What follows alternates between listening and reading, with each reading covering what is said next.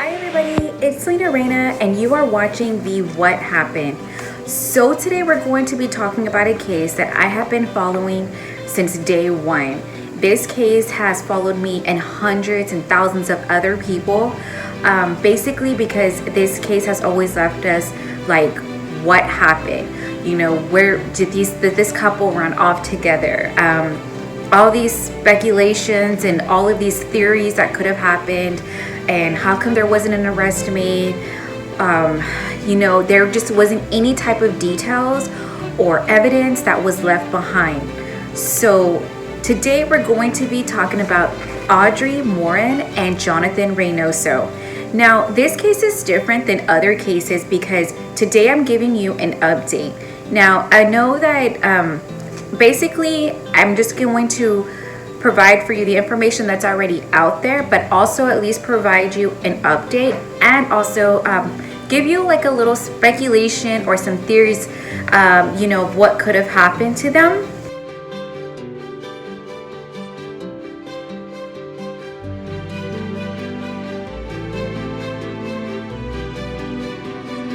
Okay, so let's go ahead and get started. Now, Audrey Audrey was possibly dating Jonathan. Now, when I say possibly, it's because on her Facebook account back in May, when she actually had stated that when she went missing the year of 2017, her Facebook account stated that she was single. However, she was seeing Jonathan. They were like going out, hanging out, things like that. But we don't know for sure if it was ever like official because they were still freshly like friends and dating kind of things. She did have an ex-boyfriend. No information has yet been brought to the attention or anything like that. So we don't know too much about the ex-boyfriend. However, we do know that she had one and they were not seeing each other at the time of her disappearance. Audrey was described as just a beautiful young girl. She was 26 years old. She was vibrant. She had beautiful black hair, wavy, beautiful black eyes. I mean, Audrey was just beautiful. Like in all her photos, I mean, you can just kind of get a feel of her. Like you knew her presence. Like you knew she was an outgoing, you know, had fun, energy, but she was also loving. And according to her family, she was very family oriented, and that's what led her to Jonathan. Jonathan, you can just tell, like on all his pictures, he's having fun, he's goofy, he loves his family, and he's always around them and things like that. So that's why when they disappeared together, the families both knew something was terribly wrong on May 10th, 2017 when they went missing. So,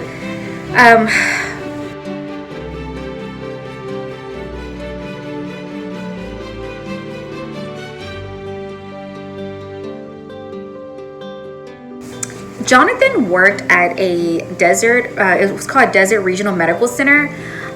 It has not been for sure not to know that he was possibly fired or like let go from his position. And I think he had too much pride to say that to his family. And when investigators were looking back on both backgrounds of Audrey and Jonathan, they quickly found out that Jonathan possibly didn't have a job any longer because of the fact that he was actually late on like his rent, his bills, things like that. He wasn't like extremely late, but he did owe back pay on their rent. Now, this couple together, now when I say couple, I don't want the family to get like offended or anything like that, but it's just easier to say that. Now, when this couple, you know, they were dating and stuff, they did not have kids. They did not have like any like kids or anything like that from another relationship or, you know, something like that.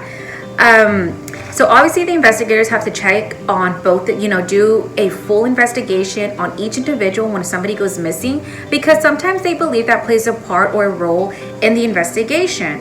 So when somebody goes missing, for example, for like these couples, they have to look at everything. They just can't look at one side. They have to look at the entire surrounding of what happened. Would somebody want to murder them? Would somebody want to kidnap them? Like, what would be a reason? You know, is it insurance purposes? Like, who would benefit from, you know, basically kidnapping them or hurting them. So around 8 p.m. on May 10th, 2017, Audrey had told her family she was visiting her sister's house, having a fun time, and she had told her sister that she was going to go pick up Jonathan at an area called Brawley.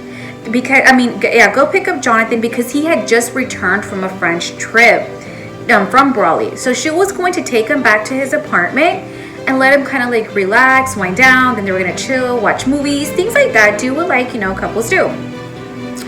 And around 9:05 p.m., nobody had heard from them at all the rest of the evening. So this was May 10th. And that night, Audrey's mom began to get a little worried about Audrey because she was so family oriented, as I stated before. The mom immediately texted Audrey and said, "Hey Audrey, is everything okay? What are you doing? What's going on?" And Audrey immediately responded with the picture of her and Jonathan together.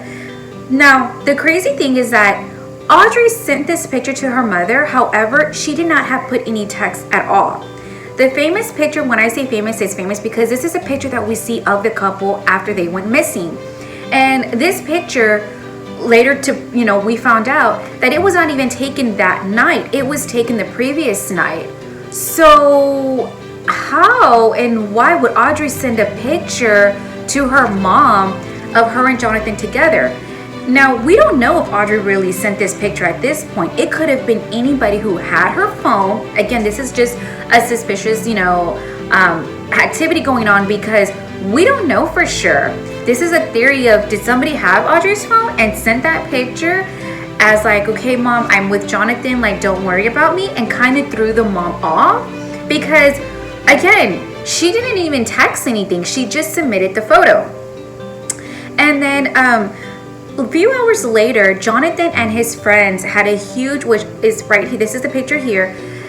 Jonathan had this Instagram text message with all of his family and friends and the friend had said something funny above, and Jonathan had put, "I'm dying right now." That is the last message that anybody has ever received from Jonathan Reynoso. Nobody has ever heard or seen from him again. So the friends didn't know if he was saying, "I'm dying right now," as LOL, I'm dying right now, because of what the friend had said earlier that day. Now, remind you, he didn't say it. The friend said this message, and then Jonathan said it hours later. Or was Jonathan really hurt?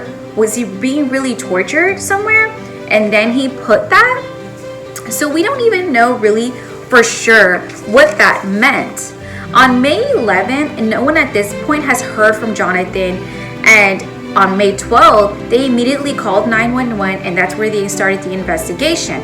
Now, the families were working together. They had created the flyers, they created a GoFundMe account, they had made bracelets, shirts, and all of the proceeds were going to go towards a reward, so that if anybody knew of any information, then they would receive this reward.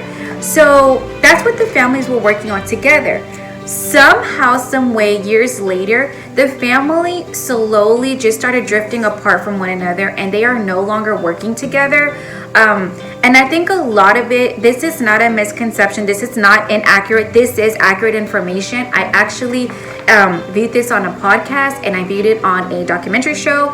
That's where I made sure and viewed all of my information before I provided here on my YouTube channel. So the families were no longer working together up until the update.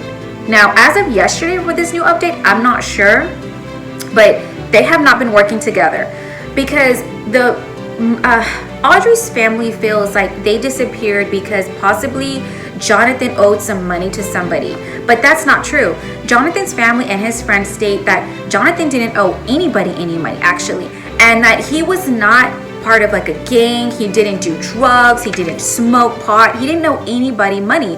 So the family felt attacked, that the Moran's family would think why would my son do this? And so they were upset, and they retaliated and said, you know what, we think my son is missing because Audrey probably had an obsessive ex-boyfriend that kidnapped both of them. So as of right now, the families have not been working together. On May 18th, the families, when they were working together, they had like a candlelight vigil together.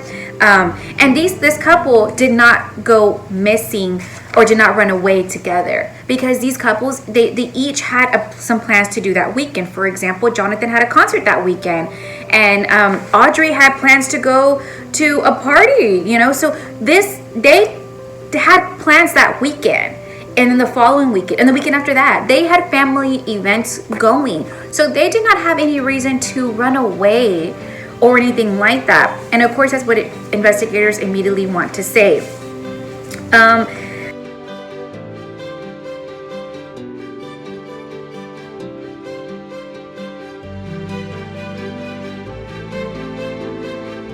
Later on, on May 12th, they did the OnStar on Audrey's vehicle, where they located the car, her GMC, on Coachella on I-10. Now, I have driven on I-10. I've driven there only once on a vacation with my family, and it is a long road. It's dirt road, but you can always see if somebody is like needing assistance or something like that. So nobody has ever seen this vehicle there, and it just so happened to appear that morning on May 12th. The car was located. Audrey's vehicle had a full gas tank, but the back seat on the left side, the window was rolled down.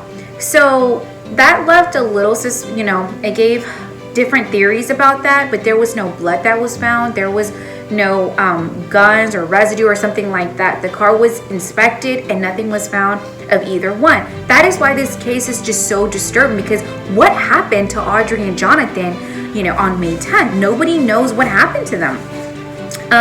So the car was, as I said, inspected. They had cadaver dogs go out there. The dog was able to scent that Audrey and Jonathan was there, and then it quickly disappears right after that, basically indicating that they left in a vehicle, because the dog lost his scent immediately afterwards.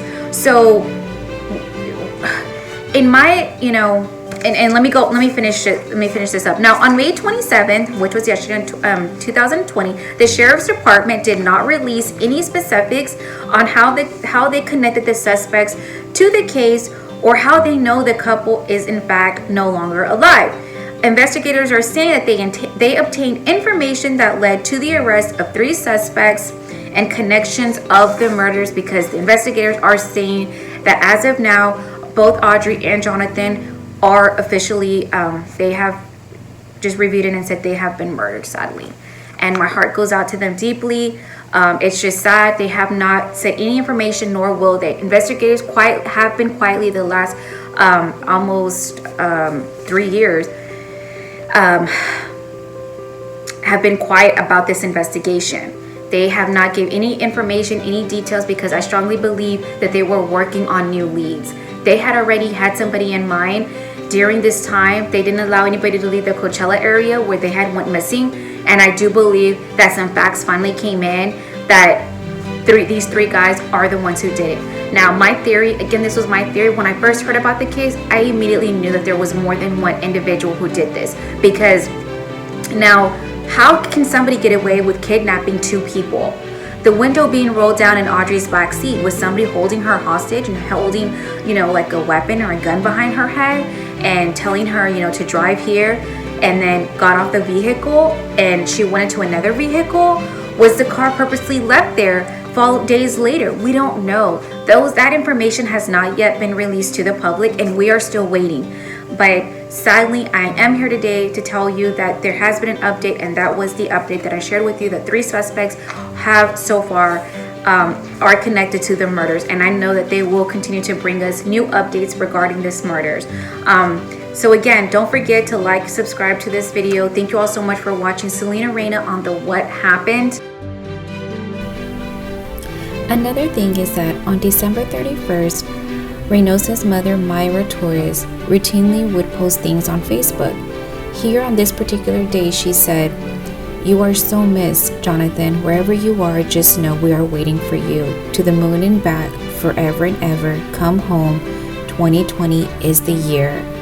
So it's almost like Myra, Reynoso's mother, knew that this year would be the year that they would find, information regarding her son's disappearance.